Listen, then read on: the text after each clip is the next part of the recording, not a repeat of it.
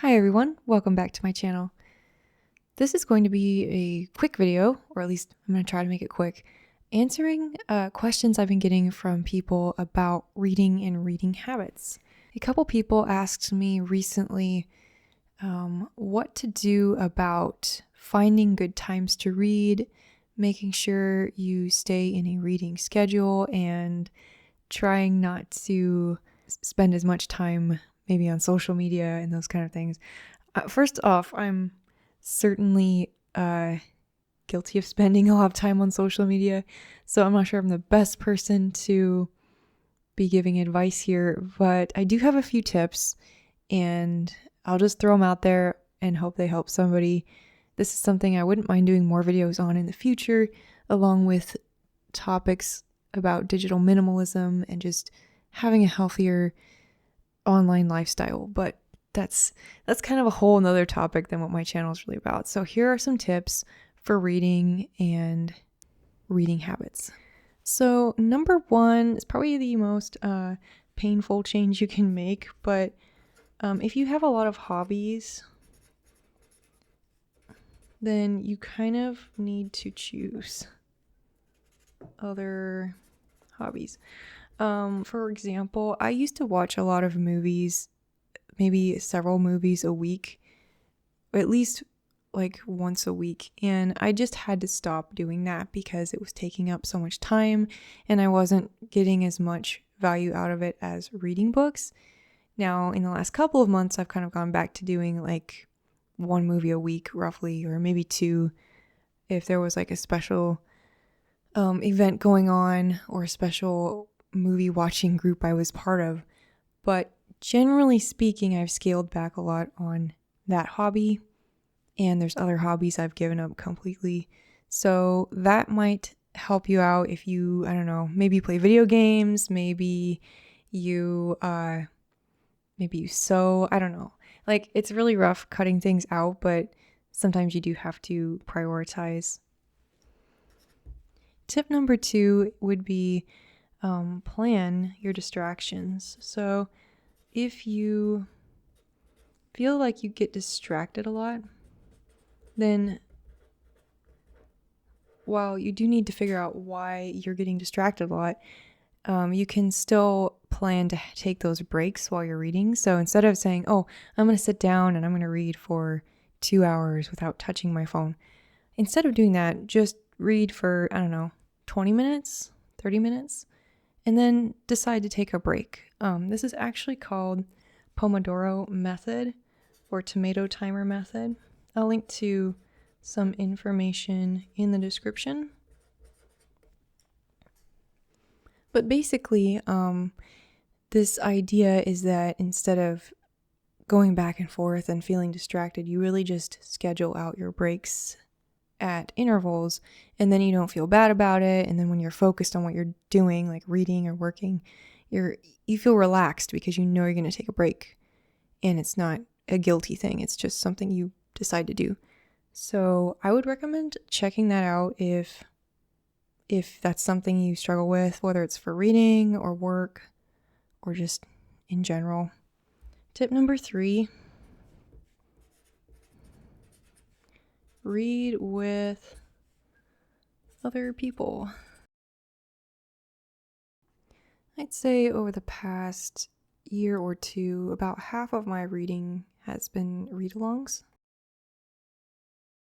And I really have been valuing that, not just for the kinds of books we've been reading, but also just having that accountability with other people and somebody to talk to and check in with. I think it makes a big difference and keeps me motivated because, they're counting on me to read my part and I'm counting on them to read their part. So, I think having some kind of read along you can do will help you stay focused for sure.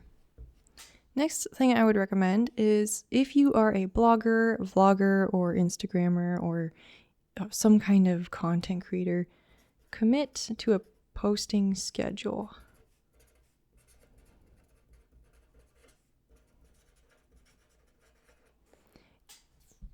Now, this is something I haven't done consistently, but at one point I was trying to do one video a week, and I think that really made me want to read more because then I needed some content to talk about. So something like that, and it doesn't have to be a week, it could be maybe a month, but having that kind of accountability where somebody's like waiting for you to post about something, that can help. I wouldn't recommend making that your only motivation because that can get to be tiresome if that's the only reason you're doing it, but I think in conjunction with other things that can be helpful. Tip number 5 is just finding better books. Because if you're not absorbed in the book you're reading, it might be the book, it might not be you. I'm going to give you a little list here of books that have helped me out of reading ruts, or that would.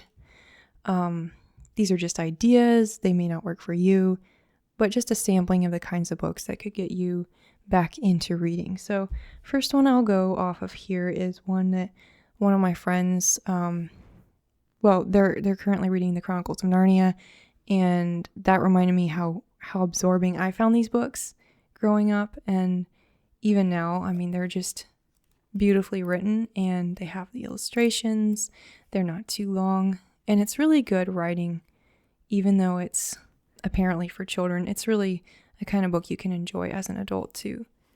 Another one would be the Jeeves and Wooster series. Not necessarily this book, but this one was pretty funny.